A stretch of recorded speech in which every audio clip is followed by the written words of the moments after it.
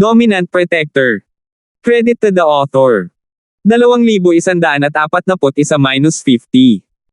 Ang mga pangalan po na nandito ay galing sa mga name generator. Kaya kung meron man pagkakatulad sa mga pangalan ng totoong tao o lugar, ito ay tunay na hindi sinasadya. Pinunasan ni Terence ang dugo sa kanyang bibig. Ito ang unang pagkakataon na nakatagpo siya ng ganitong labanan, at labis siyang nadismaya.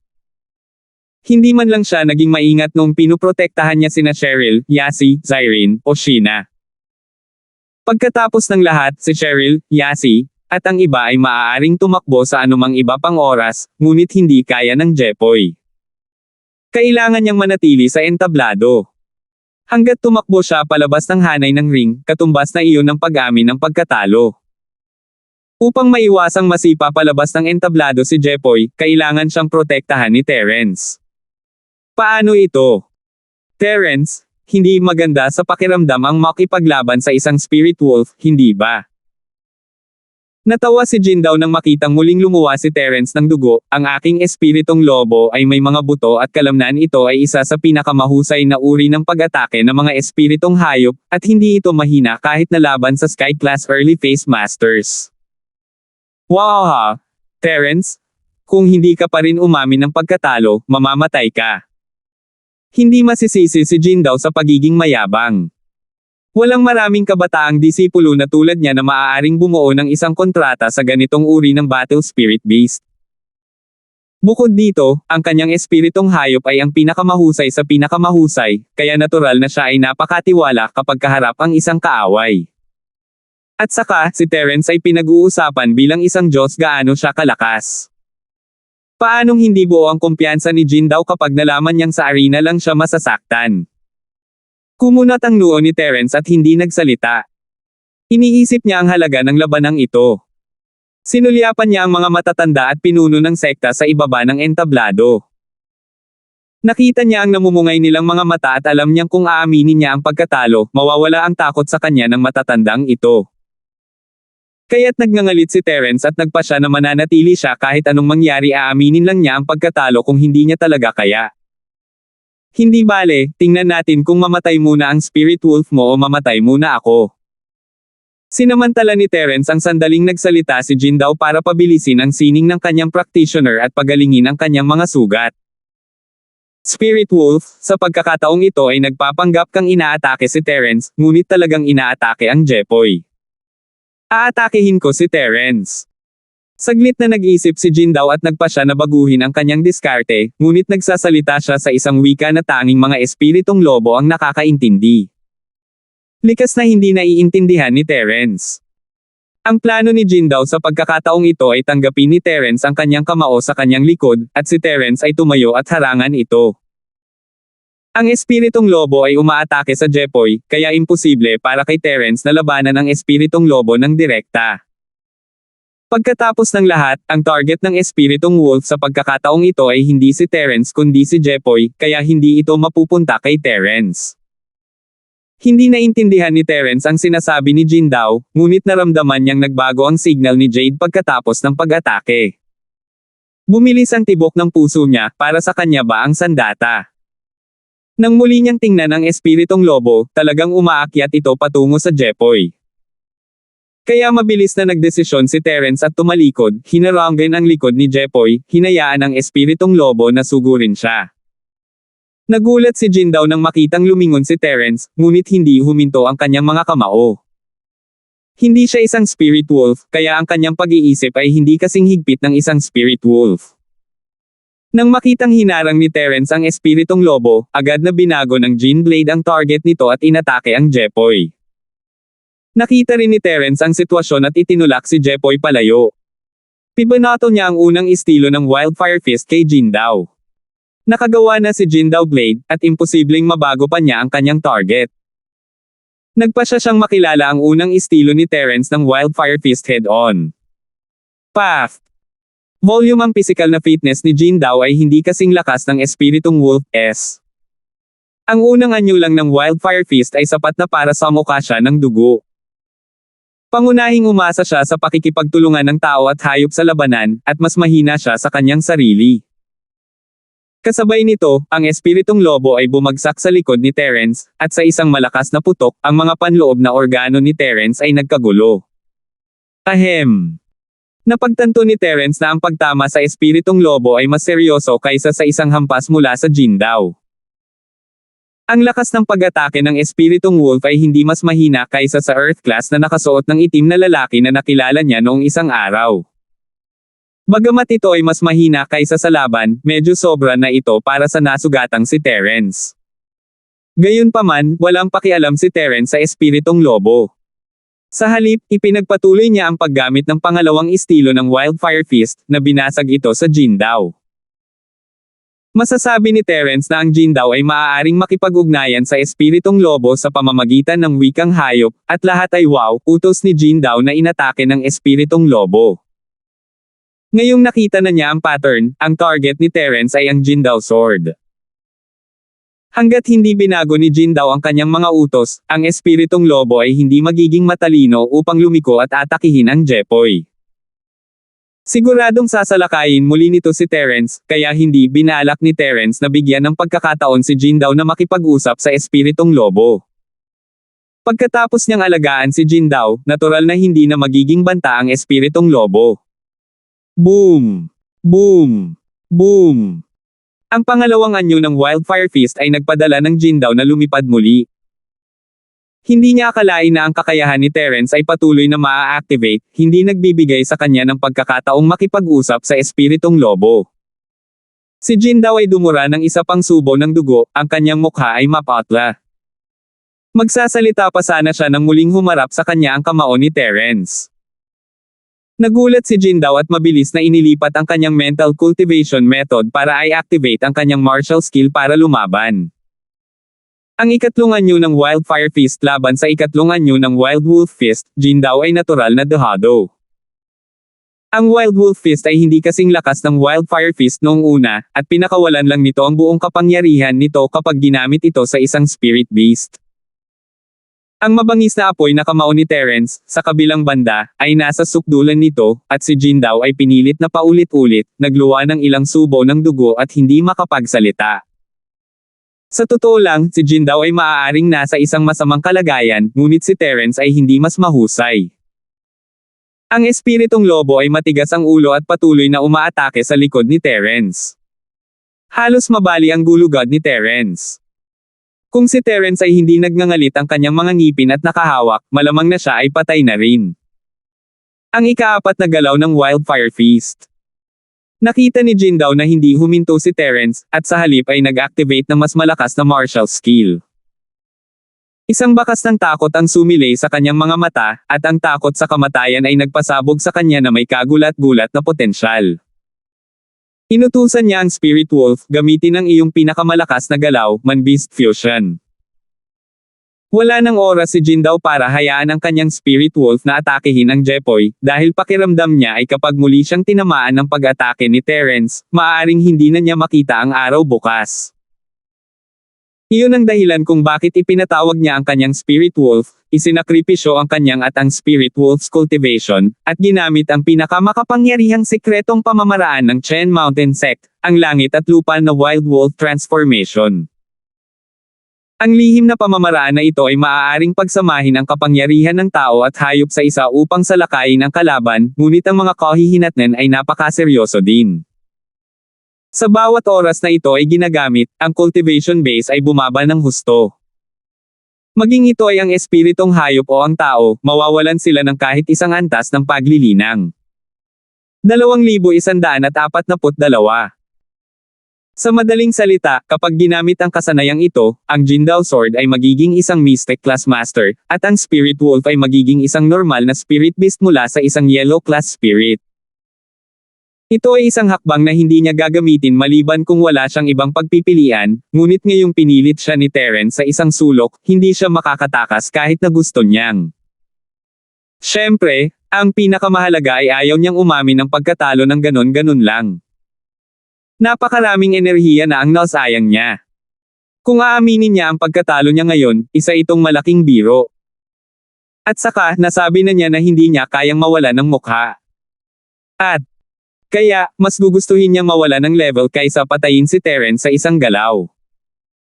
Ang tao at hayop bilang isa ay ang pinakamakapangyarihang lihim na paglipat ng sekta ng bundok ng Gan. Pinagsama-sama nito ang kapangyarihan ng tao at hayop at pinakawalan ito sa sukdulan. Ngayon, ang espiritong wolf ay may kapangyarihan ng isang Earth-class late phase peak practitioner na may Jin Dao. Ito ay katumbas ng Earth-class late phase peak at early phase peak. Ito ay iba sa dalawang practitioner na sabay na umaatake. Ito ay ang pagsasalanse ng Chi, at maaari nitong maabot ang kapangyarihan ng Sky-class early phase peak sa isang iglap.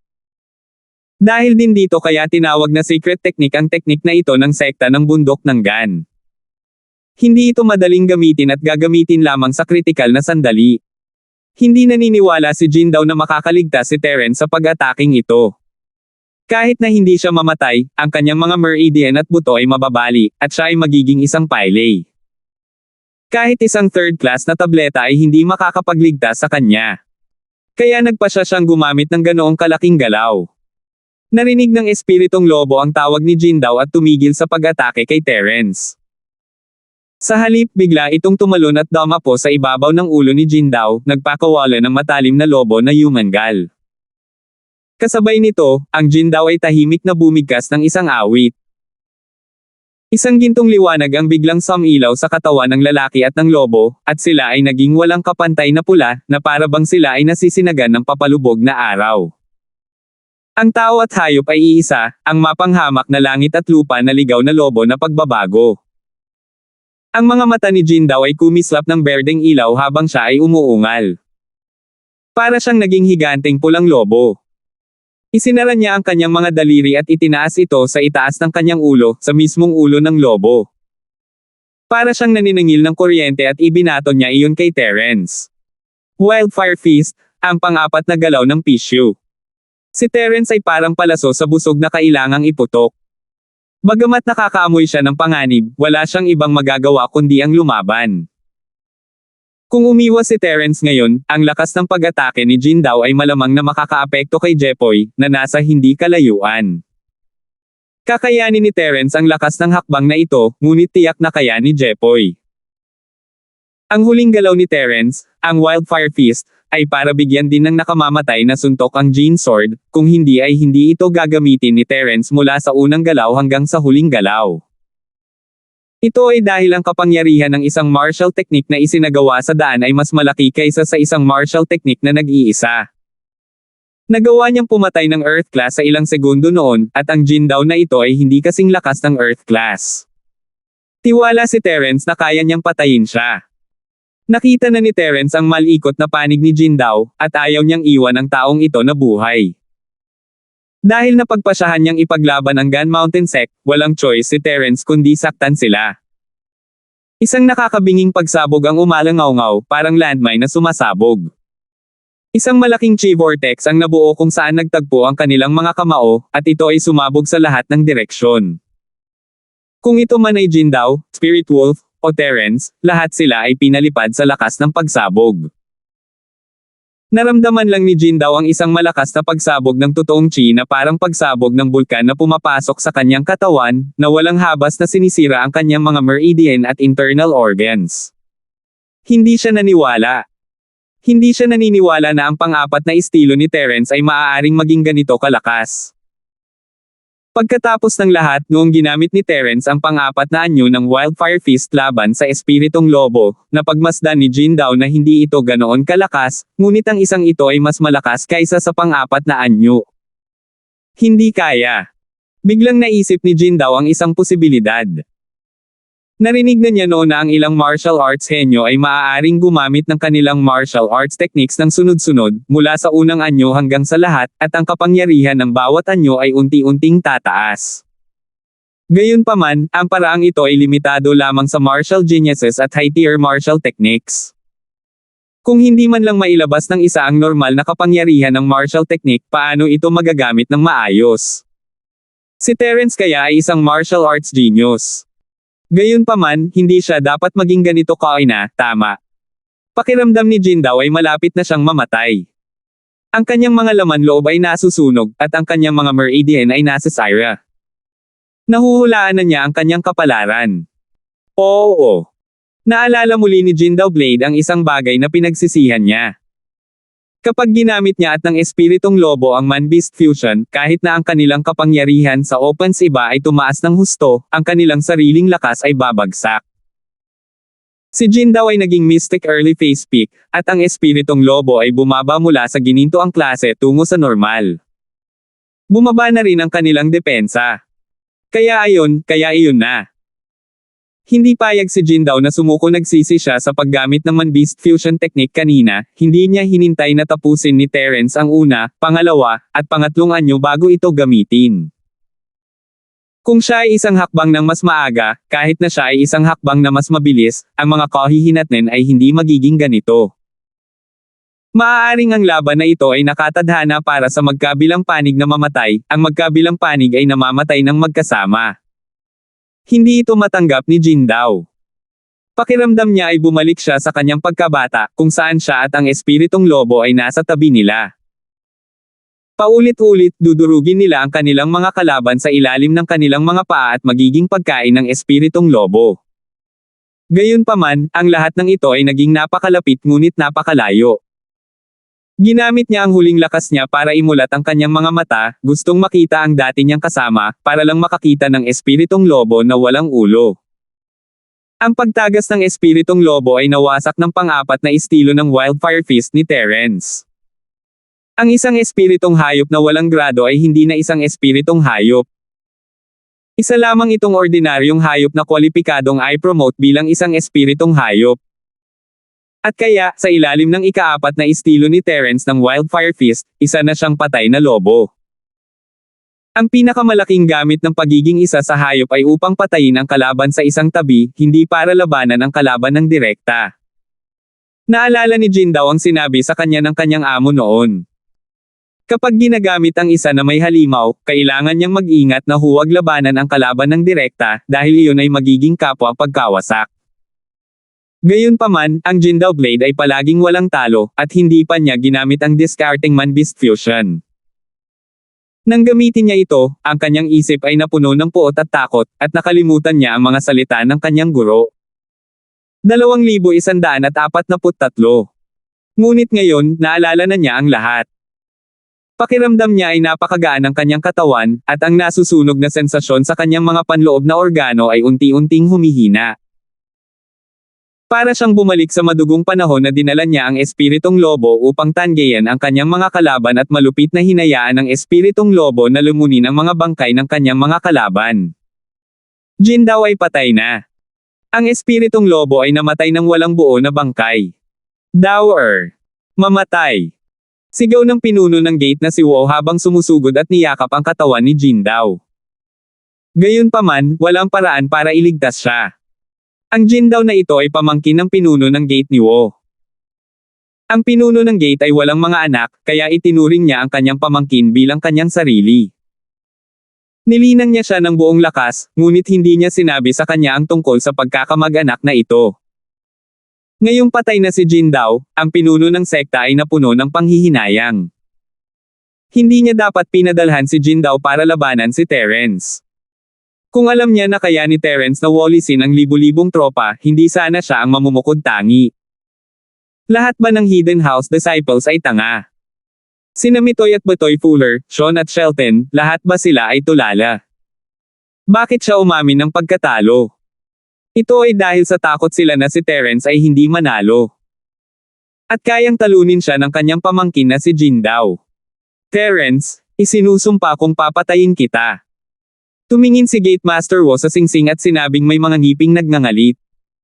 Sa entablado, hindi rin nagsasaya si Terence. Pagkalapag ng malakas sa lupa, napagtanto niya na minamaliit niya ang kapangyarihan ni Jindaw. Ang hakbang na ito ay talagang mas malakas kaysa sa unang yugto ng Sky Class sa nakaraang laban sa paglaban.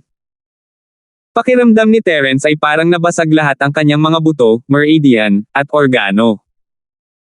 Kailangan niyang aminin na ang Jindaw na ito ang pinakamapanganib na kalaban na nakaharap niya simula nang pumasok siya sa Earth Class. Asul na buhok, 13 sa kanang kamay, Earth Class. Wala sa kanila ang nagparamdam kay Terence ng labis na pagkatalo. Ang labanan kay Jin daw ay tila simple at hindi komplikado, ngunit ito ay nakakagulat. Ginagamit na ngayon ni Terence ang kanyang dalisay na enerhiya para panatilihing buhay ang kanyang sarili kahit sinong practitioner ay namatay na pagkatapos na gamitin ang lahat ng kanilang dalisay na enerhiya, ngunit sa kabutihang palad si Terence ay may sining ng Dragon Mastery, isang diskarteng lumalaban sa langit kaya niyang pagalingin ang kanyang sarili. Kaya pagkatapos bumagsak si Terence sa lupa, hindi na siya nagmamadaling bumangon. Sa halip, ipinalibot niya ang ikalawang yugto ng sining ng Dragon Mastery, mabilis na pinagaling ang kanyang panloob na mga pinsala. Sa kabutihang palad, si Terence ay nag-iwan ng ilang purong chi sa kanyang katawan. Kung hindi man, kahit na dahan-daang gumaling ang kanyang mga sugat, hindi gagaling ang kanyang mga meridian at haantong siya kay Mason. Gusto rin ni Jepoy na makita si Terence, ngunit pinigilan siya ni Lolo Han sa pamamagitan ng pagwagayway ng kanyang kamay. Bahagya niyang ipinilig ang ulo. Kung si Terence ay hindi patay at nagpapagaling, kung gayon mas mabuting huwag siyang hawakan. Kung patay na siya, wala nang saysay ang pagpunta. Kailangan nilang isipin ang kinabukasan ng Hidden House Han. Gayunpaman, nag-aalala pa rin si Jepoy sa gilid ni Terence. Nang makitang buhay pa si Terence, nakahinga siya ng maluwag. Jin daw? Terence? Maaari pa ba kayong tumayo? Tumingin si matandang Hale sa tahimik na eksena, hindi alam kung patay na si Terence o hindi. Tinanong niya, kung ang magkabilang panig ay mamatay ng magkasama, ang magkabilang panig ay matatalo sa laban na ito. Sa kanyang puso, gusto niyang mamatay si Terence kung gagawin niya, hindi na kailangan ang huling laban. Kung tungkol kay Jin daw, ang matandang Hale ay walang pakialam sa kanya. Kung siya ay namatay, gayon din. Wala itong kinalaman sa kanyang nakatagong bahay na si Hale pa rin. Nagpapagaling ang amo ko, hindi siya patay. Galit na sabi ni Jepoy, hindi mo ba nakikita na humihingal pa siya? Bilisan mo at i-announce ang nanalo. Ang mga buto ni Terence ay naayos na, at halos hindi na siya makaupo. Naka-crossleg siya sa entablado, nakapikit pa rin at mabilis na pinaikot ang mga sining ng kanyang practitioner para pagalingin ang sarili. Masyadong matindi ang kanyang mga sugat, at kailangan niya itong gamutin sa lalong madaling panahon. Tingnan mo, nakaupo na ang boss ko. Tuwang-tuwa si Jepoy at nagpatuloy, kahit nabuhay pa si Jin daw, patay na ang kanyang spirit wolf at pinatalsik namin siya sa entablado. Nasa ring pa rin kami ni boss. Sumilay sa mga mata ng matandang Hale ang pagkadismaya nang makita niyang hindi pa patay si Terence, ngunit sinunod pa rin niya ang mga alituntunin at inihayag, ang hamon ng dalawang tao sa arena para sa kampyon.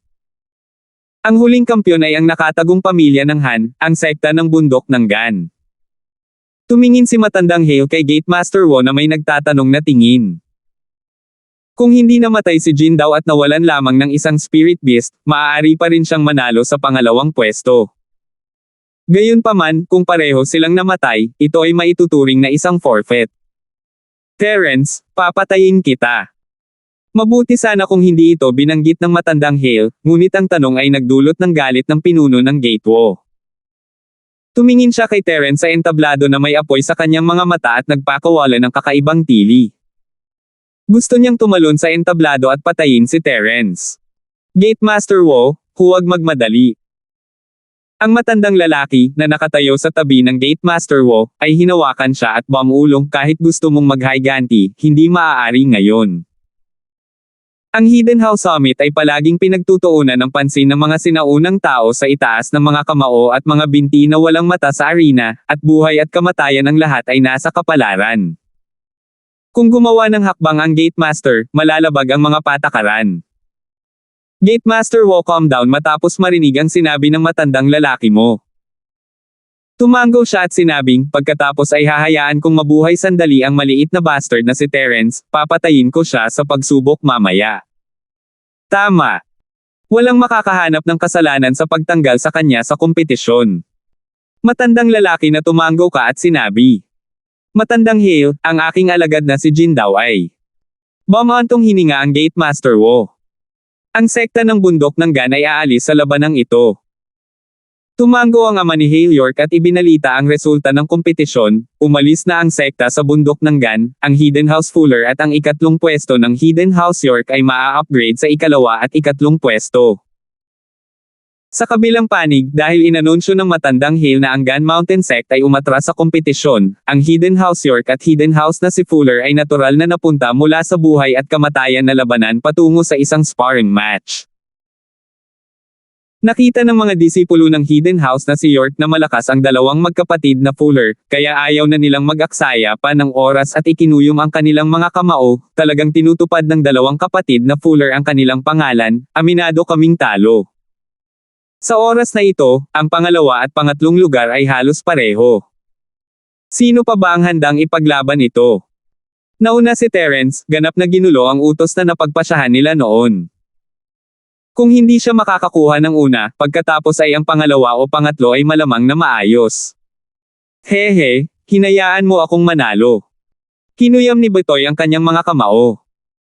Hindi na niya gustong makipag-away ang Hidden House Fuller at Hidden House na si York ay walang anumang sama ng loob sa isa't isa, at hindi na kailangang mag-away sila. Kung hindi aaminin ng Hidden House York ang pagkatalo, gagawin ni Betoy. Kung tutuusin, ang pangalawa at pangatlong pwesto ay isang foil kay Terence ngayon. Wala na silang kaluwalhatian na nasa top 3 nanograms Hidden House picks. Kaya, ano ang punto ng pakikipaglaban para dito? 2,144. Ang iniisip ng lahat ay ang mas mabilis na pagtatapos ng Hidden House Summit, mas mabuti. Para sa hamon ng dalawang tao, pangalawa ang tagumpay na si Fuller, at pangatlo ang tagumpay na si York. Ang mga pamilyang nasa ika-4 na ranggo pataas ay may isang pagkakataon na hamanin sila, sabi ng matandang Hale. May mga pamilya ba na gustong hamanin sila? Dahil sa hamon na ito, ang magkapatid ay tumibok ang puso. Ngayong nasugatan si Terence, mananalo ba sila kung hamanin nila ang unang pwesto? O marahil ay masyadong nasugatan si Terence para lumaban at umamin na lang ng pagkatalo. Sa isiping iyon, tumangala si Sean sa matanda. Nakita ni Lolo Pitts ang iniisip ni Sean mula sa kanyang mga mata. Bumantong hininga siya at umiling, Sean, ang Hidden House Pitts ay walang matibay na pundasyon, hindi natin ito kakayanin. As far as I'm concerned, I'm not match for that Terence. Kung aaminin niya ang pagkatalo niya ngayon at maghiganti mamaya, tapos na ang Hidden House Pitts.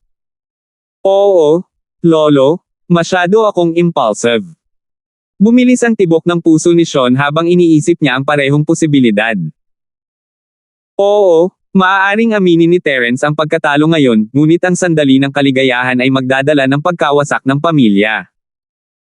Matapos makita ang kalunos-lunos na kalagayan ng Lobo at Jindao, hindi nagduda si Sean na kayang sirain ni Terence ang Hidden House Pitts. Ang kanyang lolo ay isa lamang sa unang bahagi ng Sky Class Physical Practitioner, walang paraan na makayanan niya ang napakalaking kapangyarihan ni Terence. Ang mga kaaway ay hindi palaging nananatiling kaaway, wala siyang anumang sama ng loob sa ating House Pitts. Ang mga namatay ay ilan lamang sa mga normal na disipulo at malalayong kamag-anak. Tingnan mo ang Hidden House York, mahinang sabi ni Old Master Pitts. Ang kanilang Chi Gathering Pill ay ninakaw, at ang Common House na si York ay nawasak, ngunit tinitiis pa rin nila ito, hindi ba? Oo. Tumango si Sean, ngunit bigla siyang may naisip. Hininaan niya ang kanyang boses, si Terence na iyon, kaya ba niyang lampasan ang pagsusulit sa hapon? Hahayaan lang ba ng pinuno ng sekta ng bundok ng Gun si Terence na makabalik ng buhay? Kahit na manalo tayo kay Terence, kailangan natin siyang patayin para makaganti. Sean, kung gusto mong maging pinuno ng isang angkan, dapat ay magkaroon ka ng mahaba at maingat na pangitain. Hindi ka dapat maging mayabang. Hindi ka dapat gumawa ng anumang bagay na mapanganib. Huwag hawakan ng anumang bagay na maaaring maging sanhi ng angkan na madala sa walang hanggang kapahamakan.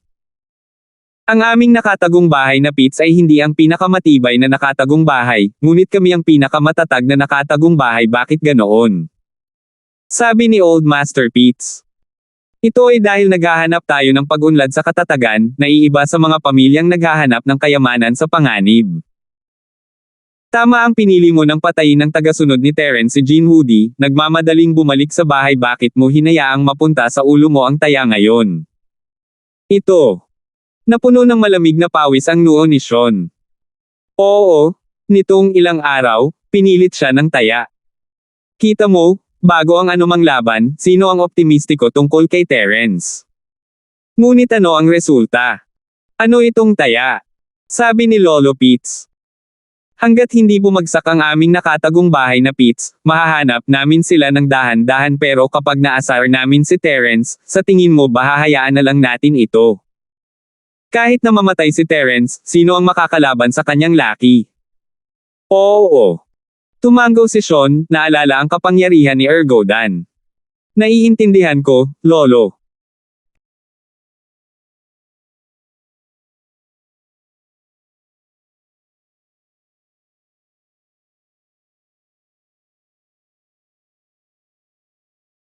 Ergodan or Galtan.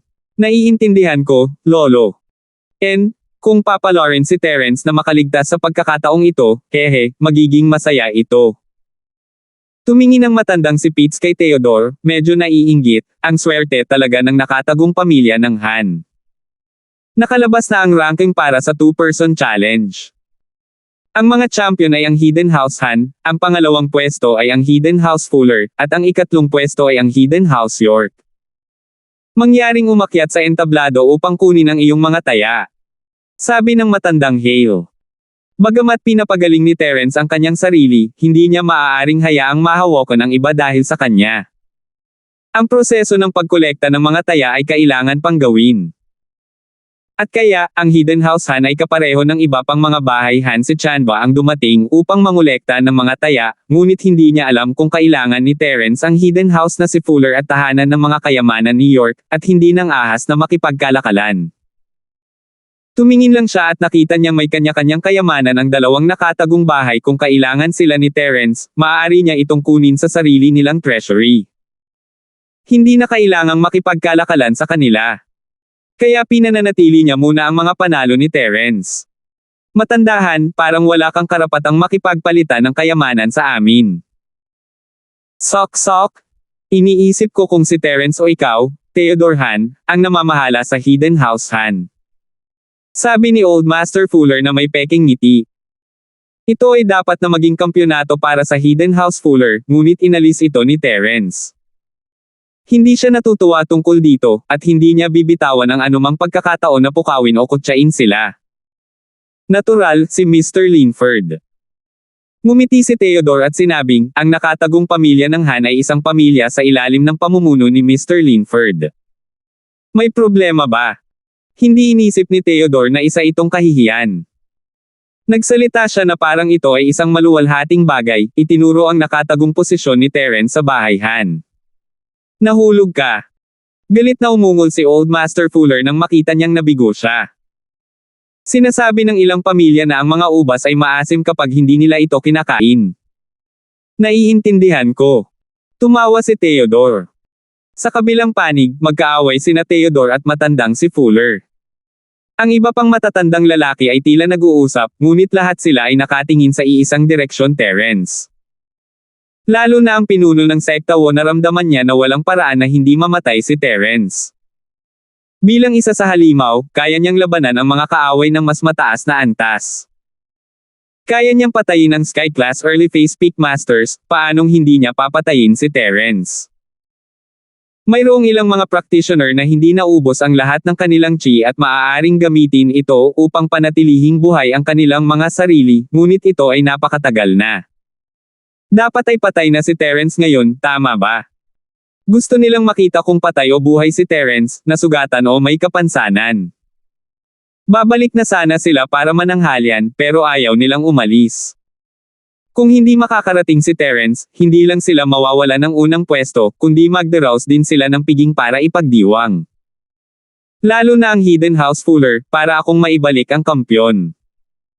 Si Terence ay nasa Jade Space, ngunit alam niya kung ano ang nangyayari sa labas tulad ng likod ng kanyang kamay. Alam niya kung ano ang iniisip ng mga taong ito, at hindi siya nang ahas na maging mabagal. Mabilis niyang ipinalibot ang sining ng Dragon Mastery at pinagaling ang kanyang mga sugat. Masyadong malubha ang pinsalang ito, at walang bahagi ng kanyang katawan na buo. Ang ikalawang yugto ng sining ng Dragon Mastery ay gumaling ng mas mabilis kaysa sa unang yugto, ngunit hindi ito isang bagay na maaaring gumaling sa maikling panahon. Bilisan lang ni Terence. Kung ang mga taong ito ay hindi nais na umalis, pagkatapos ay gawin ito. Sila ay mga practitioner, pagkatapos ng lahat, hindi sila mamamatay sa gutom. 2145. Kinailangan ni Terence na bumalik sa normal at magpakita sa harap ng mga taong ito. Kung hindi, hindi lang siya ang nasa panganib, kundi ang Hidden House Han ay nasa panganib din. Bagamat ang mga taong ito ay walang magawa sa kanya sa ibabaw, tiyak na magkakaroon sila ng iba pang mga panlilinlang sa kanilang mga manggas. Kaya't kinailangan ni Terence na doblehin ang kanyang pagsisikap na makabawi sa lalong madaling panahon. Ang mga taong ito ay lahat ay may masamang intensyon, lalo na ang pinuno ng sekta na iyon. Hindi na siya makapaghintay na patayin si Terence. Kailangang mag-ingat si Terence sa desperasyon ng matandang bagay na ito at darating para patayin siya sa kalagitnaan ng gabi. Kung nakipagkapit kamay siya sa brilyante ng Golden Bell Sect para harapin siya, kailangan niyang maging magbantay. Ang mga buto at organo ay naayos lahat, at ang mga meridian na lamang ang natitira. Ito ang unang pagkakataon na ginamit ni Terence ang ikalawang yugto ng sining ng Dragon Mastery para muling buuin ang kanyang katawan, at ang ikinagulat niya ay ang mga buto at organo ay halatang iba sa dati, mas matigas sila kaysa dati. Katulad na lang noong ginamit niya ang body refining liquid para mapadalisay ang kanyang katawan, malinaw niyang nararamdaman ang pagkakaiba pagkatapos noon, ngunit pagkatapos nitong ganap na paggaling, muli niya itong naramdaman. Labis na nagulat si Terence sa sitwasyong ito. Elder George, ang aking katawan ay tila gumaling sa ikalawang yugto ng sining ng Dragon Mastery. Ito ay naging mas matigas. Tanong ni Terence. Nagmamasid din ako. Sabi ni Elder George, ayon sa aking memorya, ang ikalawang yugto ng sining ng Dragon Mastery ay talagang mas mahiwaga kaysa sa unang yugto. Hindi nakakagulat na ginamit mo ang pangalawang yugto upang ayusin ang iyong katawan, kaya ito ay isang blessing sa disguise sa pagkakataong ito. Mula nang simulan kong linangin ang ikalawang yugto ng sining ng Dragon Mastery, ito ang unang pagkakataon na ako ay lubos na nasugatan. Kahit kailan siya nakikipaglaban sa lalaking nakaitim, o kapag nakikipaglaban siya sa lalaking nakaitim, hindi niya naranasan ang ganoong sitwasyon. Kaya sa pagkakataong ito, medyo parang ang maalamat na breaking and then regrowing. Maaari ba itong maging pakinabang ng ikalawang yugto ng sining ng Dragon Mastery? Ngunit hindi ito binanggit ng sining ng Dragon Mastery. Sa kasong ito, talagang isang blessing in disguise. Ngunit bakit hindi ito binanggit noon ng sining ng Dragon Mastery? Tumango si Terence. Hindi ko alam. Ang isang posibilidad ay ang aking memorya ay hindi pa ganap na nakabawi. Alam ko, ngunit hindi ko maalala. May isa pang posibilidad, diretsyong sabi ni Elder George, hindi rin alam ng Grand Uncle Master na iyon. Kung tutusin, ito ay isang sinaunang practitioner's art, wala pang nakasanayan noon, at si Grand Uncle Master ay gumawa ng ilang mga plano sa pagsasanay batay sa kanyang sariling mga palagay. Nakikita ko. Tumango si Terence. Ang kanyang mga meridian ay sa wakas ay naayos ni Terence, ngunit ang mga ito ay mas makapal kaysa dati. Ang sitwasyong ito ay nagulat at natuwa kay Terence. Ang mas makapal na mga meridian ay nangangahulugan na maaari niyang makuha ang mas maraming chi, at ang kanyang lakas ay tataas din. Matapos mabawi ang kanyang mga meridian, sinimulan ni Terence ang kanyang paglalakbay upang mabawi ang kanyang lakas. Masyado na niyang naubos ang chi at stamina noon, kaya kailangan niya itong lagyang muli. Gayunpaman, nang punuin na ni Terence ang kanyang chi, nagbago ang kanyang mukha, malapit na siyang makalusot. Tila pagkatapos na ayusin ang kanyang mga meridian ay medyo makapal ang mga ito. Matapos makuha ang mas totoong chi, nagpapakita sila ng mga palatandaan ng isang tagumpay. Kung si Terence ay mag-charge ngayon, maaari siyang makapasok sa kalagitnaan ng yugto ng Earth Class. Ngunit nagalinlangan si Terence. Ang paglusot ay isang magandang bagay, nakapasok lang siya sa Earth Class Early Phase Peak hindi pa katagal, at ngayon ay malapit na siyang makapasok sa Earth Class Mid Phase. Siya ay nasiyahan sa bilis na ito. Totoong may bahagi si Melissa dito, tinapat niya siya sa pader ng Earth Class Early Phase Peak, ngunit ang pinsala at pagbawi ng kanyang mga meridian ay may malaking bahagi. Sa makatuwid, kung ang isa ay nag-iisip tungkol dito ng mabuti, ang pambihirang tagumpay sa pagkakataong ito ay talagang hindi maipaliwanag. Ang problema ay ang paglusot dito ay maglalantad sa lahat ng card ni Terence sa lahat. Sa oras na iyon, malalaman ng lahat na si Terence ay nasa kalagitnaan lamang ng Earth class, hindi siya isang Sky class. Sa ganoong paraan, hindi naiiral ang mahiwagang pressure na ginawa ni Terence para sa mga matatanda at leader ng sekta. Sa ganang kanila, kaunti lang ang trump card ni Terence at maswerte hindi ito ang kanyang lakas. Sa totoo lang, walang pagkakataon si Terence na manalo laban sa isang Sky Class early phase head-on kahit na ang isang Sky Class Master ay kalabanin si Terence, mamamatay siya sa dalawang galaw kung hindi niya makuha ang isa. Iyon ang dahilan kung bakit nasa ganitong sitwasyon si Terence. Dapat ba siyang makapasok sa isang pagkakataon o huminto at maghanap ng pagkakataong makalusot sa hinaharap? Ang tanong na ito ay patuloy na umiikot sa isip ni Terence, ngunit hindi siya makapagdesisyon. Pagkatapos ng lahat, ang paglusot ay isang beses sa loob ng 1,000 taon na pagkakataon. Para sa isang practitioner, maliban sa ilang mga henyo o tagapagmana, hindi lahat ay makakalusot pagkatapos maabot ang hadlang na parang natural lang. Huminto sa isang hadlang at sinusubukang makalusot sa kinakailangang swerte at kaliwanagan, ito ang dahilan kung bakit gustong-gusto ng Hidden House York ang Pil si Xiao Chen ay na-stock sa Earth Class late phase peak sa loob ng mahabang panahon. Kaya, kung tumigil si Terence ngayon, mapupuno siya ng enerhiya at chi, ngunit hindi niya alam kung kailan siya makakalusot sa susunod na pagkakataon. Pagkatapos ng lahat, ang ganitong uri ng pagkakataon ay hindi maaaring gawa ng tao, at hindi ito isang bagay na maaaring masira dahil lamang sa gusto ng isa. Nang si Terence ay natigil sa Mystic Late Phase Peak, siya mismo ang nakaranas nito, wala siyang pagpipilian kundi gamitin ang Chi Gathering Pill para makalusot. Kalimutan mo na, ipagsapalaran ko ito. Kinagat ni Terence ang kanyang mga ngipin. Paano kung malaman niya kung sino siya? Mayroon pa siyang trump card na hindi pa niya ginagamit, at kung ang mga Sky Class Elder na iyon ay nakipagsanib puwersa sa iba para tugisin siya, hindi siya uupo at walang gagawin. Sa pag-iisip na iyon, binilisan ni Terence ang ikalawang yugto ng sining ng Dragon Mastery. Binagalan niya ang bilis kapag nag-iisip siya, ngunit hindi siya tumigil, natatakot siya na hindi na siya makakalusot muli kapag tumigil siya. Sa isang iglap, isang malaking halaga ng purong enerhiya mula sa espasyo ng Jade ang dumaloy sa katawan ni Terence, at ang langit at lupang espiritual na chi sa paligid ni Terence ay inilipat din, na bumubuo ng malaking chi vortex sa itaas ng ulo ni Terence. Kahit na ang chi mula sa labas ng mundo ay pandagdag lamang at walang gamit kay Terence, ito ay isang kinakailangang sitwasyon para sa bawat practitioner na makalusot. Siyempre, ito lamang ang kababalaghan ng paglusob sa hadlang sa pamamagitan ng puwersa. Kung ito ang paraan ni Terence sa pagpapalakas ng isang tao, hindi magkakaroon ng ganoong vortex ng espiritual na chi. 2,146. Maliban na lang kung hindi na makakapag-level up si Terence, at gumagamit siya ng nakakompress na chi para tulungan ang isang tao na makalusot lamang, magkakaroon ba ng ganitong uri ng pagbabago-bago ng chi? Nangyari ito sa libingan, nang tulungan niya sina Julian at Amara na makalusot sa Mystic.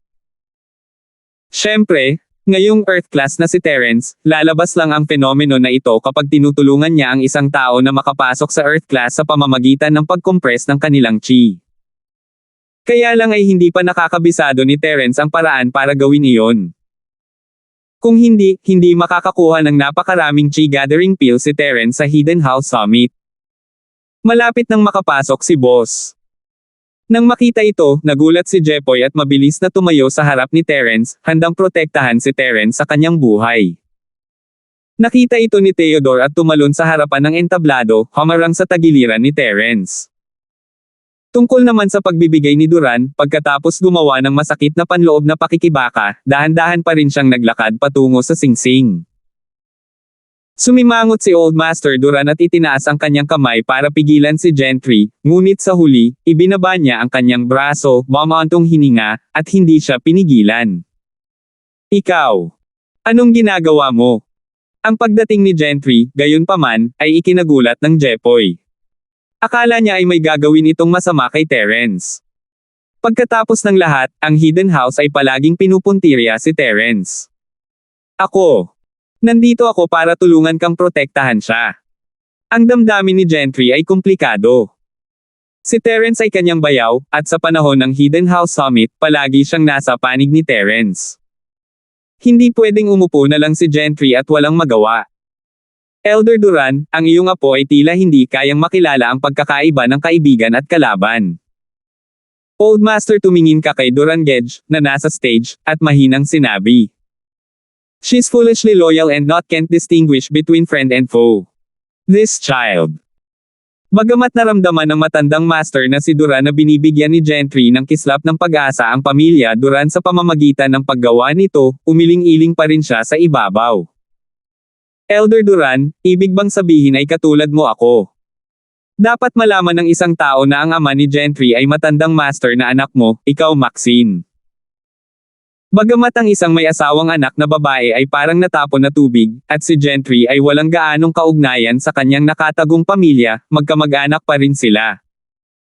Kaya, ang mga aksyon ni Gentry ay naging sanhi ng iyong matandang master na walang magawa. Hindi naman niya masasabing masyadong malayo ang pupuntahan ng apo niya, di ba? Umiling si Elder Duran at hindi na itinuloy ang bagay na iyon. Ang lakas ni Terence, masasabi mo ba? Nalalampasan niya ang tuktok ng maagang yugto ng Earth Class, hanggang sa gitnang yugto ng Earth Class. Master, wala kang sinabi, ngunit sinabi ni Master Hale. Maaaring mali ang ating mga hula, at si Terence ay isa lamang Earth Class early phase peak. Sumimangot si Master York, nahihirapang paniwalaan. Saan niya nakuha ang pakiramdam na isa siyang Earth Class mid-phase peak? Ang aking disipulo at espiritong wolf na human-beast fusion skill ay kaya pang lumaban sa Sky Class early phase peak. Itong Terence ay isang Earth Class early phase peak, at siya ay buhay pa.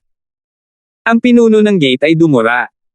Ito rin ang nakita kong kakaiba. Old Master, hindi mo kinumpirma o tinanggihan ito. Mahinahon lang niyang sinabi, pero sa itsura nito, talagang sinusubukan niyang makapasok sa mid-Earth Class. Karamihan sa mga tao rito ay mga spiritual practitioner, dapat maramdaman nila ito, di ba? Hindi masama. Tumango si Elder York, dapat tama ang pakiramdam. Earth Class early phase peak is about to break through to Earth Class mid phase. Pero hindi ko talaga maintindihan. Kung talagang ganoon kaina ang Terence na ito, magkakaroon tayo ng maraming pagkakataon na makapaghiganti sa hinaharap. Hey!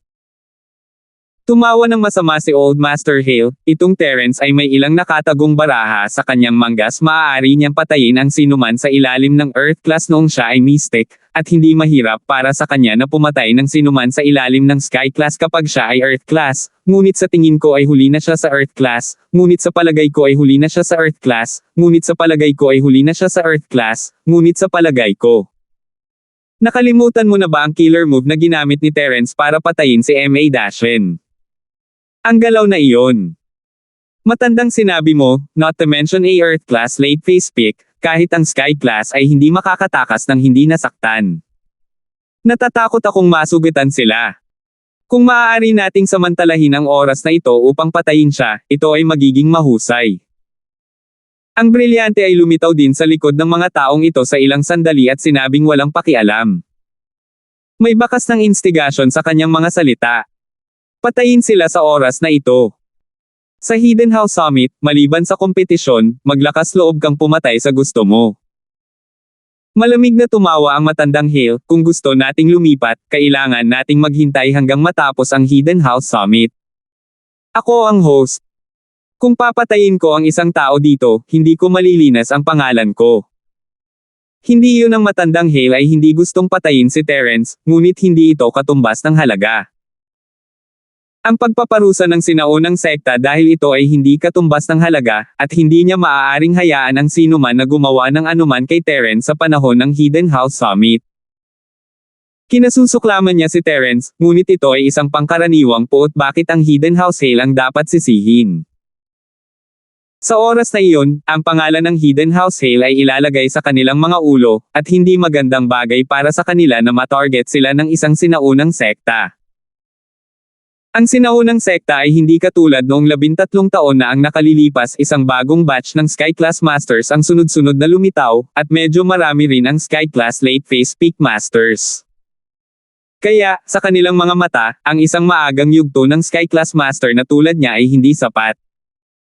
Ito rin ang dahilan kung bakit iginiit niyang huwag kumilos kay Terence bago matapos ang Hidden House Gathering.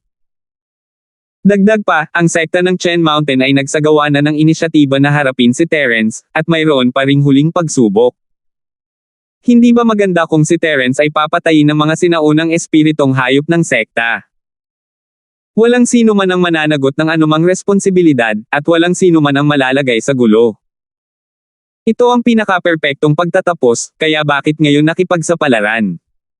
Tama, pumayag na ang leader ng sekta ng Gun Mountain Sect na maglagay ng bitag sa huling laban. Lahat, huwag kang mabalisa. Mahinang sabi ni Master York. Pagkatapos ng lahat, si Master Hale ay ang kanyang in-law, at hindi siya maaaring hindi tumulong sa kanya. At higit sa lahat, lalong nabigla si Lolo York habang pinagmamasdan ang mabilis na pag-unlad ni Terence. Isang Earth-class early phase peak ang may lakas na hominin, ang isang Sky-class early phase ang ganitong uri ng henyo ay bihira kahit sa isang sinaunang sekta. Magiging mahusay kung ang Hidden House York ay makakabuo ng isang alyansa kay Terence, ngunit malinaw na imposible iyon. Umiling si Elder York na isip niya ang kanyang sama ng loob kay Terence ng higit sa isang beses, ngunit hindi niya ito malulutas kahit gaano pa niya ito iniisip. Una sa lahat, ang usapin ni Terence at Carla ang pinakamalaking hadlang. Hindi makapag-asawa si Carla, kailangan niyang panatilihin ang kanyang virginity. Ito ay isang babala mula sa lugar na iyon ng maraming beses. 2,147. Kaya't ang bagay ni Terence at Carla, walang posibilidad na umunlad. Maliban sa lahat, ito lang ay sapat na para mapatigil si Terence. Hindi pa banggitin, ininom pa ni Terence ang Chi Gathering Pill, ang pill na makakatulong kay Alfred York na makapasok sa Sky Class.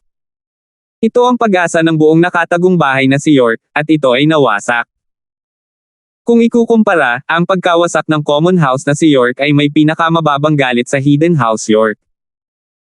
Noon, ang matandang York ay pinalaya sa karaniwang bahay na si York, at pinahahalagahan ng mga tao doon. Tinuruan nila siya ng martial arts, at pagkatapos niyang maging malakas, itinatag nila ang Hidden House York.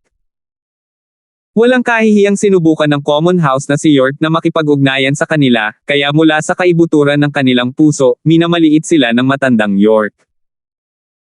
Kaya, sa pag-iisip tungkol dito, kaya niyang tiisin ang puot ng Common House na si York, at ang Chi Gathering Pill, kung handang ibalik ito ni Terence. Maaari niyang pabayaan ang mga nakaraan na lumipas, ngunit ang mga salita ng lugar na iyon, ang Hidden House York ay hindi maaaring baliwalain. Alam niya kung gaano kalakas ang lugar na iyon, at tatagal lang ng ilang minuto para sirain nila ang Hidden House York.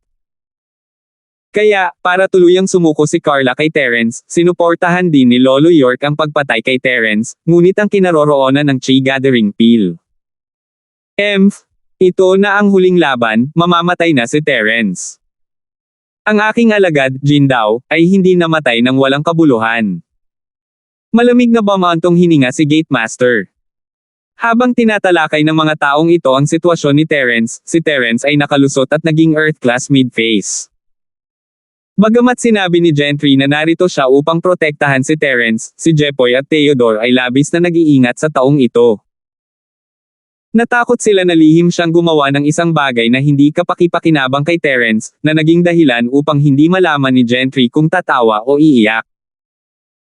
Ngunit may ilang bagay na hindi niya masabi ng malakas, kinampihan na niya si Terence, at kung susubukan niyang lumapit kay Terence sa publiko, na sinasabing bayaw niya si Terence, ano ang gagawin mo sa Hidden House? Ang Hidden House, ikaw at ang kanyang nakatagong bahay na si Duran ay parehong kaaway ni Terence. Kaya't maaari lamang suportahan ni Gentry si Terence sa katahimikan tulad nito. Matapos makalusot ni Terence, kinuyam ni Gentry ang kanyang mga kamao sa Jepoy at Theodore bago mabilis na bumaba sa entablado at bumalik sa gilid ng matandang master na si Duran. Dahil si Gentry ay apo ng matandang Panginoon sa iyo, kahit na hindi ka gaanong nasisiyahan sa matandang Panginoon, hindi pa rin siya umimik. Dahil wala kang sinabi si Old Master, natural na hindi na kailangan pang magsalita ni Old Master Duran. Sa wakas ay nalagpasan ko na ang hadlang pakiramdam ko ay makakapatay ako ng Sky Class sa loob ng ilang segundo. Nagpakawala ng mahabang sit-sit si Terence at tumayo, mahinang nagsalita. Ga! Natigilan si Jepoy. Hindi niya akalain na ito ang unang sasabihin ni Terence pagkatapos na makalusot. Hindi niya alam kung ano ang sasabihin para batiin si Terence. Nagulat din si Theodore sa mga salita ni Terence. Siyempre, ang mas nabigla ay sina Kuya Hale, Elder York, Elder Duran, Elder Yu, Elder Wo, at Elder Jean. Kung ibang Earth Class mid-phase ang nagsabing makakapatay siya ng Sky Class sa ilang segundo, ituturing nila itong biro at pagtawanan siya. Gayunpaman, kakaiba ang mga salita ni Terence. Noong nasa Earth Class early phase peak si Terence, kaya niyang pumatay ng 3 Earth Class sa ilang segundo, at isang late phase. Bukod dito, sa ring, agad niyang napatay ang isa pang Golden Bell Shield Master ng Golden Bell Sect. Sa laban, nakuha niya ang isang hit mula sa isang Sky Class maagang yugto. Sa huling labanan sa sekta ng Chen Mountain, kahit si Jindao at ang Espiritong Lobo ay hindi niya katugma. Hindi lang namatay si Terence sa Man-Beast combo, nakalusot pa siya. Sa lahat ng kakaibang bagay na ito, mahirap paniwalaan na hindi lang nagsisinungaling si Terence. Siyempre, posible rin na si Terence ay nakalusot lang, at ang kanyang kumpiyansa ay lumaki, kaya nasabi niya ang ganoong bagay. Ngunit kung wala si Terence ng mga kasanayang iyon, hindi niya iyon sasabihin. Para sabihin niya ang isang bagay na ganoon, nangangahulugan ito na hindi siya malayong pumatay ng isang Sky Class sa ilang segundo. Ngayon, walang nag-isip na si Terence ay nakaupo sa lupa na nagpapagaling matapos matamaan ni Jindao at Espiritong Lobo. Mula sa pananaw ng lahat, si Terence ay malamang na nakahanap ng pagkakataong makalusot sa panahon ng labanan, at pagkatapos ay buong lakas niyang sinanay na lumampas sa hadlang. Pagkatapos ng lahat, paano matatapos ang proseso ng pagpapagaling ng napakabilis? Si Terence ay tila hindi umiinom ng anumang gamot, alinman malamang ay medyo naasar lang siya, at hindi maaaring masaktan ng husto. Kanina, ang pag-atake ng Sky Class ay walang gaanong nagawa kay Terence, at nagawa niyang tumayo pagkatapos noon. Ang Wojin Sword at Spirit Wolf ay hindi masyadong nakapinsala kay Terence, ginulo lamang ang kanyang chi. Para sa ibang mga magsasaka, ang ganoong maikling panahon ay sapat na oras lamang upang makahinga, o kahit na hindi sapat na oras. Haha, dahil ayos na si Terence, tayo na. Ang kampiyon ng Two-Man Ring ay ang Hidden House Han, walang duda tungkol dito. Hindi na natin kailangang maghintay ng iba pang posibilidad.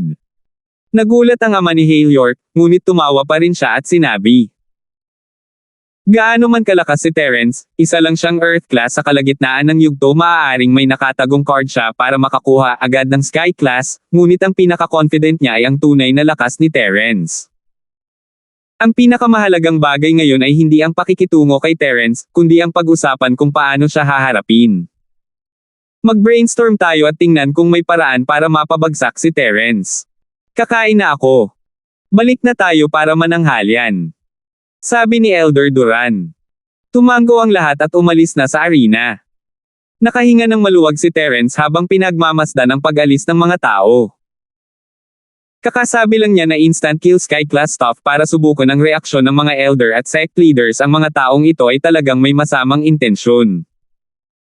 Ngunit, sa huli, pinili ng mga taong ito na umalis, na nagpatahimik kay Terence ng ilang sandali. Hindi pinahintulutan ng Hidden House Summit ang karahasan, tila totoo ang panuntunang ito. Kung hindi, ang mga matatanda at pinuno ng sekta na ito ay maaari lamang gumamit ng karahasan upang sugpuin at i-extort ang Hidden House Han. Hindi na kailangan na gumawa sila ng kompetisyon sa summit para i-target ang Hidden House Han. Matapos itong pag-isipang mabuti, hindi na kinabahan si Terence. Ang problema ay kung paano siya makakaalis sa Hidden House Hale ng ligtas pagkatapos ng Hidden House Summit. Sinabi ni Jepoy na walang karahasan ang pinapayagan sa Hidden House Summit, ngunit paano naman pagkatapos ng summit? Kasama ba dito ang oras bago umalis si Terence sa Hidden House Hall?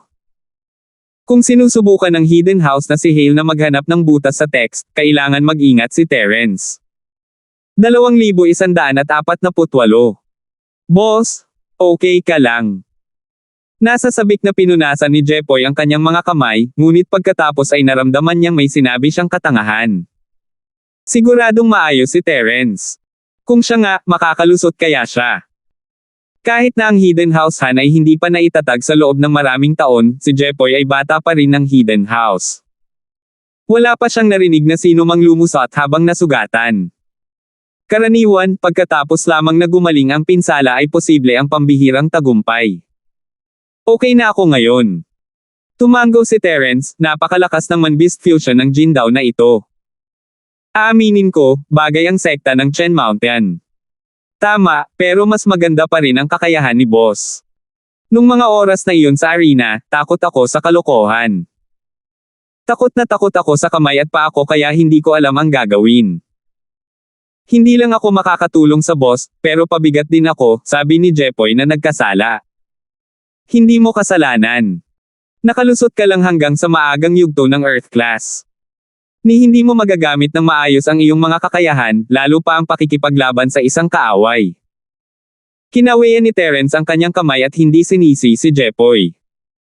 Naalala pa niya ang kahihiyan at kawalan ng kapangyarihan na naramdaman niya noong una siyang nakapasok sa Earth Class at nakipag-away sa lalaking may asul na buhok na maaaring magpagana ng kanyang kakayahan. Boss, balik tayo para sa tanghalian. May huling pagsubok pa sa hapon, at ito ang highlight ng bawat tagumpay summit. Jepoy said. Karagdagang pagsubok. Tungkol saan ang karagdagang pagsubok na ito? Wala talagang tunog. Tumango si Terence. Hindi. Walang magawang umiling si Jepoy, nagsusumikap kami ng husto upang malaman. Gayunpaman, sa mga tuntunin ng koneksyon ng Hidden House, ang Hidden House Han ay nakahiwalay. Natatakot ako na ang iba pang mga nakatagong bahay at sekta ay nalaman na ang tungkol sa mga kaganapan at nilalaman ng karagdagang pagsubok, ngunit wala kaming balita sa lahat. Kalimutan mo na. Isang hakbang na lang ako. Kung hindi ko kaya, mawawala na lang ako. 2 taya, kaya nating matalo iyon, sabi ni Terence. Totoo yan. Sabi ni Jepoy, the last match was enough thrilling. It's not worth it to win these bets. Nga pala, noong si boss ay sumisira kanina, dumating si Gentry mula sa Hidden Duran family. Gusto daw niyang tulungan si boss na protektahan ka. Pero wala siyang nagawa. Hindi ko alam kung ano ang ibig niyang sabihin. Oo, alam ko. Naghinala si Terence sa abnormal na pag-uugali ni Gentry, ngunit hindi niya maisip kung bakit niya ito ginagawa. Tila naging napaka-friendly ni Gentry sa kanya sa Hidden House Summit, ngunit hindi niya alam sa ngayon at hindi niya maisip ang tungkol dito. Kasama sina Jepoy at Theodore, bumalik sila sa kanilang pansamantalang paninirahan. Pagkatapos kumain ng tanghalian at magpahinga sandali, isang nakatagong miyembro ng pamilya Hale ang dumating sa patio at sumigaw, nandito ba ang matandang patriarch ng nakatagong pamilyahan? Magsisimula na ang huling pagsusulit ng Hidden House Summit, ngunit confidential ang mga detalye. Old Master Han, mangyaring dalhin ang mga kalahok at ang 2 taya sa meeting hall. Sige, pupunta ako ngayon. Tumango si Theodore, ngunit hindi niya inakala. Panatilihin itong sikreto sa ngayon. Maliban sa paglihim nito sa nakatagong pamilyahan, hindi naman siguro lihim sa ibang pamilya ang laman ng kompetisyong ito, di ba? Gayunpaman, kailangang ibaba ni Theodore ang kanyang ulo kapag nasa ilalim siya ng bubong ng ibang tao. Maaari lang siyang maging mahinahon at pumunta sa meeting hall ng Hidden House Hale kasama sina Terence at Jepoy. Sa bulwagan ng pagpupulong, naruroon lahat ang mga matatanda at pinuno ng sekta ng iba pang mga pamilya at sekta. Inirehistro ni Theodore ang taya at ang pangalan ni Terence bago umupo sa kanyang upuan. Sa kanyang pagtataka, naroon ang pinuno ng mesa, kasama si Kuya Hale. Ito ay pinunuo ng sekta ng bundok ng Gan. Ang huling pagsubok ng Hidden House Summit ay gaganapin ng aming host, ang Hidden House Hale, at ang Gan Mountain Sect. Narito, nais kong pasalamatan ang sekta ng Chen Mountain para sa kanilang kontribusyon sa kompetisyong ito. Inilabas nila ang isa sa pinakamahalagang espiritual na hayop ng sekta ng Chen Mountain, ang sinaunang Wind Thunder Purple Lightning Beast, bilang pagsubok na espiritual na hayop para sa kompetisyong ito.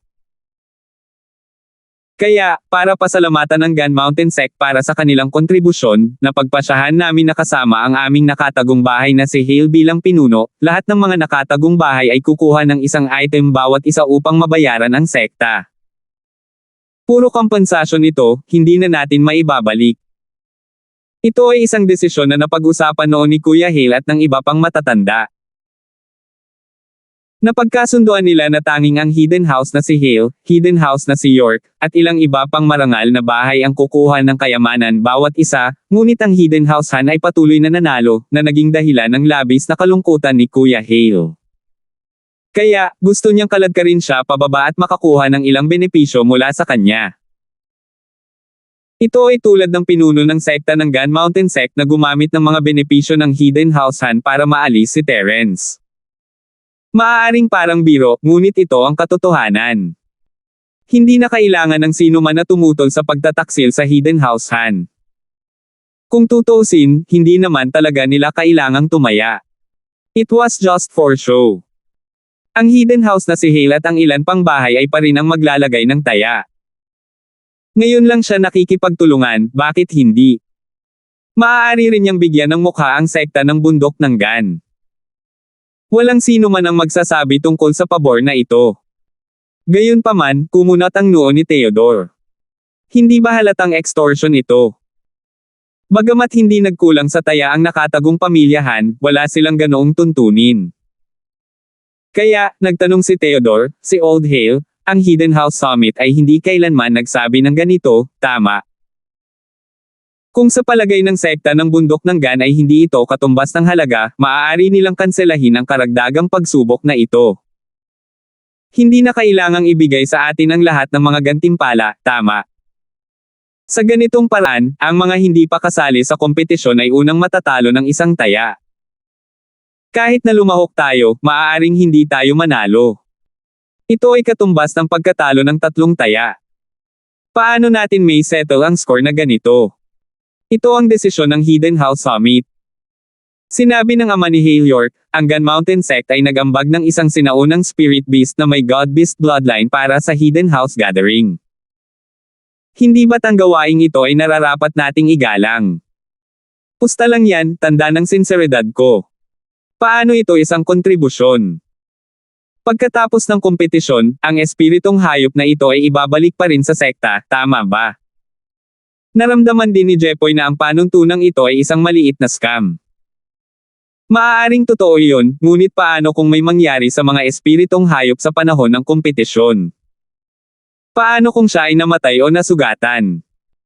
Hindi ba't responsibilidad ko na ang magtayo ng sekta?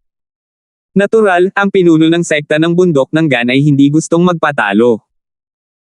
Wala siyang dahilan para sumuko sa pastahan na kinuha na niya. Kailangan niyang kunin ang nakatagong pamilya ng Han upang maglabas ng isang bagay. Oh, so ibig sabihin basta ibigay natin ang isang bahagi ng taya, ano man ang mangyari sa Spirit Beast ay sasagutin ng Gun Mountain Sect. Wala itong kinalaman sa mga kasali nating pamilya, di ba? Gumagalaw ang puso ni Terence habang nakatingin sa pinuno ng Gateway. Natural.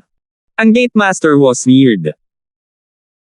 Dahil ibinigay ko sa iyo ang sinaunang espiritong hayop na ito at tinanggap ang kabayaran mula sa lahat, ano man ang mangyari sa espiritong hayop na ito sa kompetisyon, wala itong kinalaman sa iyo. 2,149. Kaya ganyan. Parang medyo mataas ang awareness ng Gate Master Wo. Tumango si Terence. Tama.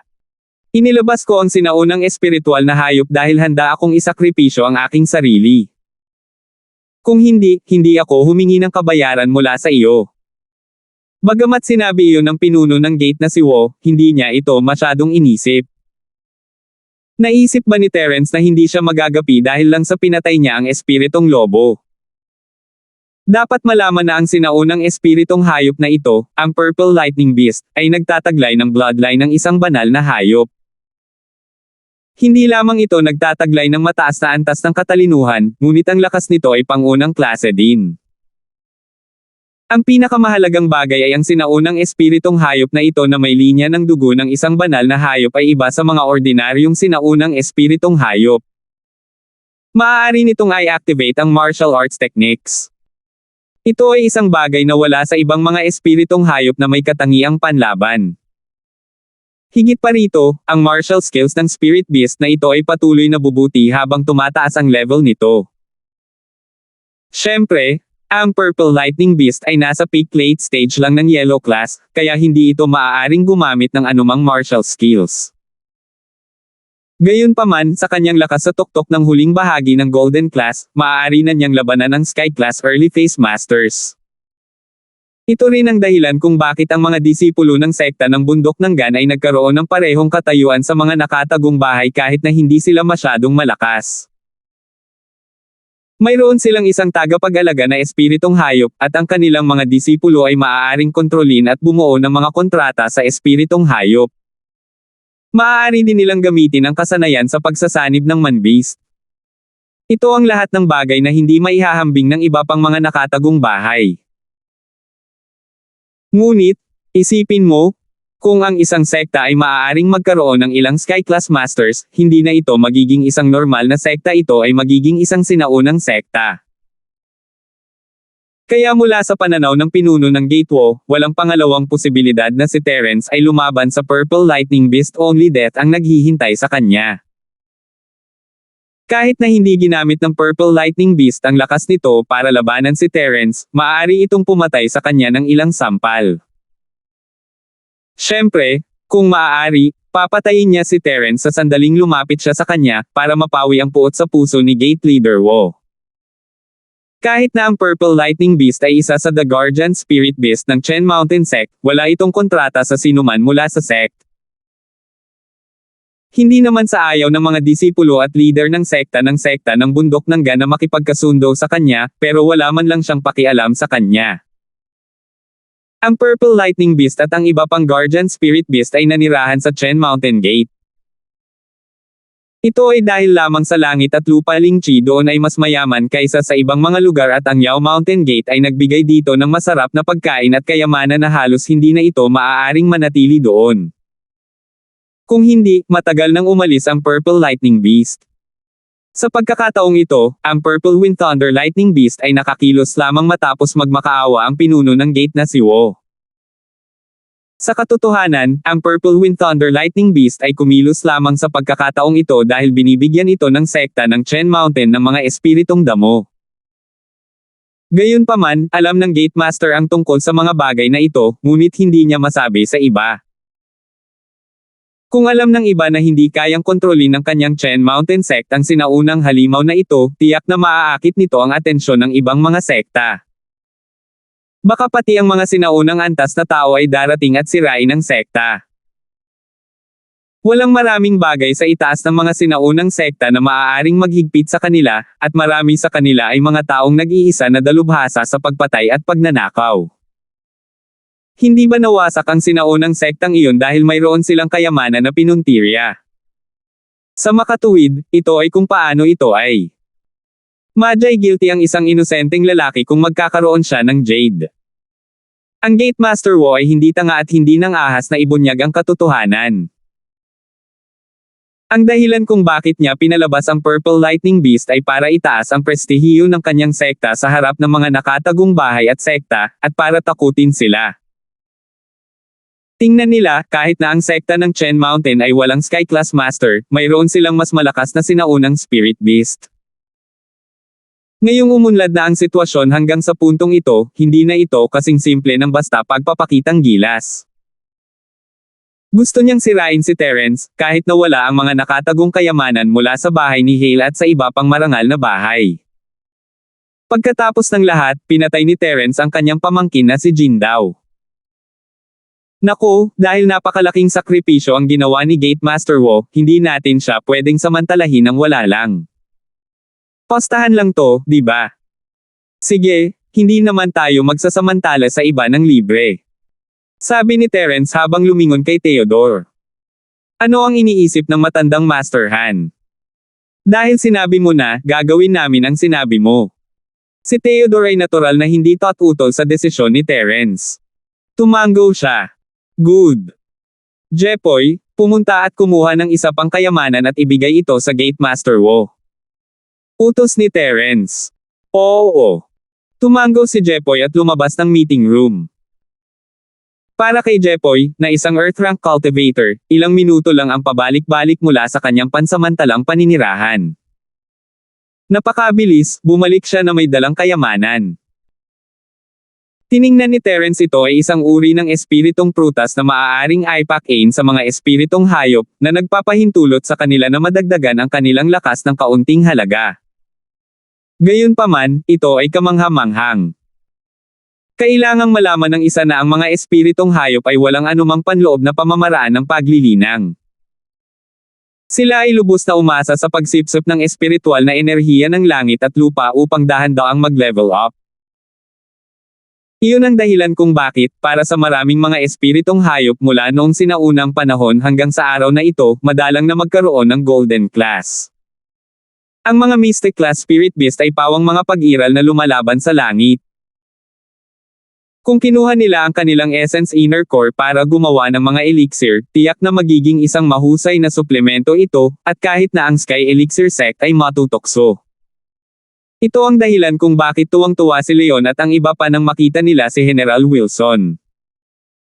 Kung sila ay nahuli, kahit na hindi nila ito itago para sa kanilang sarili, maaari pa rin nilang ipagpalit ito sa maraming magagandang bagay.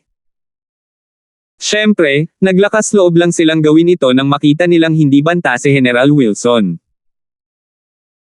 Kung alam ni Cheryl ang tungkol dito, si General Wilson ay kumilos ng mas nangingibabaw at nagpanggap na isang uri ng pag-atake na sinaunang espiritong hayop. Si Leon at ang iba ay malamang na hindi maglalakas loob na gumawa ng anuman. Ang prutas na ito ay hindi gaanong nagamit kay Terence, ngunit sa sekta ng Chen Mountain, malamang na ito ay lubhang kapaki-pakinabang. Tumawa si Terence sa kanyang puso. Ang Jepoy na ito ay talagang tagasunod niya, marunong siyang pumili ng mga bagay. Sa katunayan, hindi iyon ang alam ni Jepoy kung paano pumili ng item, ngunit naramdaman ng Jepoy na si Terence ay walang espiritong hayop, kaya ang item na ito ay walang silbi sa kanya. Ang pagbibigay nito sa sekta ng Chen Mountain ay medyo mas mura, ngunit dahil pinagawa siya ng amo ni Terence, malamang na nakaisip siya ng plano sa huling laban. Hindi siya magpapatalo, kaya gusto niyang pasayahin ang sekta ng Chen Mountain sa ngayon. Mamaya, kapag nanalo ng championship ang amo niya, iiyak siya. Dapat sabihin na ang kampo ni Jepoy ay may potensyal na basahin ang mga ekspresyon ng mga tao. Hindi lang niya alam na may espiritong hayop si Terence, pero naka-jackpot siya. Kung alam niyang may espiritong hayop si Terence, malamang na hindi niya ito inalis. Gate Master Wo, huwag mong sabihin na pinagsasamantalahan kita. Alam na alam mo kung para saan ang espiritual na prutas na ito. Hiniling mo sa akin na kumuha ng isang bahagi ng taya, kaya ginawa ko ang sinabi mo. Wala akong intensyon na lokohin ka. 2,150. Sinabi ni Terence habang tinutulak ang prutas sa pinuno ng pinto, ayokong sisihin mo ako kapag may nangyari sa iyong espiritong hayop. Siyempre. Napakaraming elder at leader ng sekta bilang mga saksi. Dahil naalis ko ang espiritong hayop na ito, dapat alam ko ang pagkawala ko. Tuwang-tuwa ang pinuno ng gate na si Wo nang makita niya ang ibinibigay sa kanya ni Terence. Ang mga salita ni Terence ay puno ng paghamak. Gustong hawakan ni Terence ang isang sinaunang espiritong hayop. Panaginip talaga iyon ng tanga. Mula sa pananaw ng pinuno ng Gate Wo, lumaki ang kumpiyansa ni Terence matapos talunin ang espiritong lobo, at naisip niyang may magagawa siya sa Purple Lightning Beast siya ay isang tulala. Kahit na ginamit ni Terence ang kanyang ultimate move para patayin si M.A. Dasha ng Golden Bell Sect, wala siyang magagawa sa halimaw. Ang Purple Lightning Wind na Lightning Beast ay hindi tinawag na Purple Lightning Wind Lightning Beast nang walang kabuluhan. May dahilan ang pangalan nito. Ang katangian ng katawan nito ay isang katangian na lampas sa 5 elemento. Mayroon itong 2 katangian, hangin at kidlat.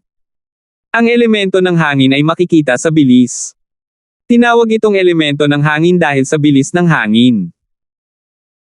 Ang elemento ng kidlat ay hindi pa maipapakita, ngunit kapag ang Purple Lightning Beast ay umabot sa isang tiyak na antas, maaari itong gumamit ng martial skill.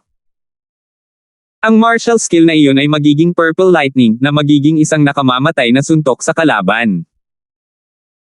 Kaya't kahit na napagtanto ng Purple Lightning Beast na may mali, maaari pa rin itong tumakas sa bilis ng hangin, lalo pa ang katotohanan na mayroon itong makapal na balat at karne.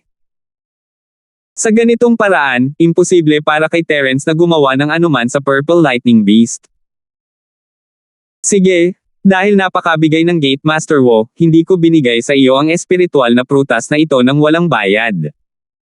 Ngumiti si Terence. Ito ang gusto niyang marinig mula sa pinuno ng gate. Kung hindi, kung may nangyari sa kanyang sinaunang espiritong halimaw, maaaring sundan siya nito. Okay, dahil naabot na ng lahat ang isang pinagkasunduan, i-aanonsyo ko ang mga patakaran ng huling karagdagang pagsubok.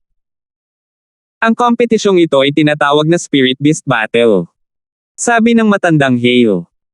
Ang tinatawag na Spirit Beast Tournament ay kung saan ang mga kalahok at ang Spirit Beast ay nasa parehong espasyo. Ang sinumang makakatagal ng pinakamatagal ang siyang mananalo, at ang ikalawa at ikatlong pwesto ay pipiliin ayon sa haba ng panahon. Siyempre, bagamat ang kompetisyong ito ay tinatawag na Spirit Beast Battle Competition, hindi ito nangangahulugan na ang isang tao ay kailangang makipaglaban sa Spirit Beast. Ang isang tao ay maaaring magtago, magpakita ng mabuting kalooban sa espiritong hayop, at syempre, kung hindi iniisip ng isa ang kamatayan, maaari din itong labanan ng direkta. Sa makatuwid, ang kompetisyong ito ay isang komprehensibong pagsubok para sa mga kalahok. Gayunpaman, ang kompetisyon na ito ay lubhang mapanganib din. Kung ang isang tao ay walang tiyak na antas ng kakayahan, hindi masyadong masamang mamatay sa lugar.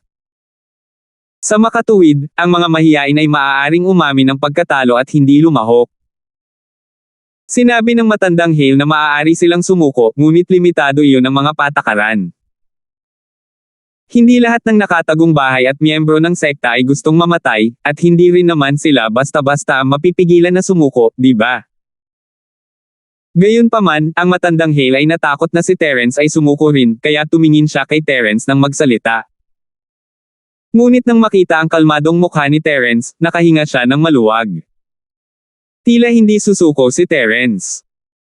Mabuti iyon, hanggat hindi sumuko si Terence, tiyak na mamamatay siya. Sige, ang mga patakaran ng laban na ito ay ganoon. Kung sino man ang ayaw pumasok sa arena, maaari silang agad na umamin ng pagkatalo at maiwasan ang panganib. Sabi ng matandang Hale, ang hindi umamin ng pagkatalo ay bubunot ng sunod-sunod na palabunutan. Ayon sa pagkakasunod-sunod ng pagbunot ng palabunutan, magaganap ang kompetisyon ng paghaharap sa espiritu ng hayop. Walang limitasyon sa oras para sa kompetisyon. Kaya kung hindi matatapos ang kompetisyon ngayon, magpapatuloy tayo bukas. Una, kakatawanin ko ang Hidden House Hale para umatras. Ang pag-alis ni Elder Hale ay bumulaga sa lahat, ngunit ang nakatagong bahay na si York ay nagsalita din, aalis din ang aming nakatagong bahay na si York.